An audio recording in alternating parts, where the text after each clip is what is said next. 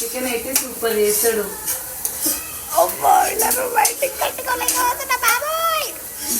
మా వారైతే చికెన్ చేస్తున్నారు.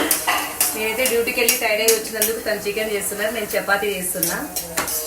చపాతీ అతుక్కున్నప్పుడు ఇలా చేయాలి. ఇలా 2 చపాతీస్ ఒకసారి వేసేసి కొంచెం వేడైన తర్వాత తీసి. ఇగో మా బాబాయ్ ప్రతిసారి మా బాబాయ్ వేస్తాడు తెలుసా. ఉత్తి పుణ్యాన్ని ఈమె బద్నాం చేస్తుంది కానీ చికెన్ తెస్తే మా బాబాయ్ వేస్తాడు. ఎందుకంటే చాలా చాలా బాగా చేస్తాడు. బిర్యానీ అయితే నేను చేస్తాను. చికెన్ ఫ్రై, చికెన్ కర్రీ అయితే తను చాలా టేస్ట్గా చేస్తాడు. సో ఇలా అయితే చాలా హెల్ప్గా, ఒకరు షేరింగ్గా కేరింగ్గా ఉంటారు. కేరింగ్ అండ్ షేరింగ్ అండి.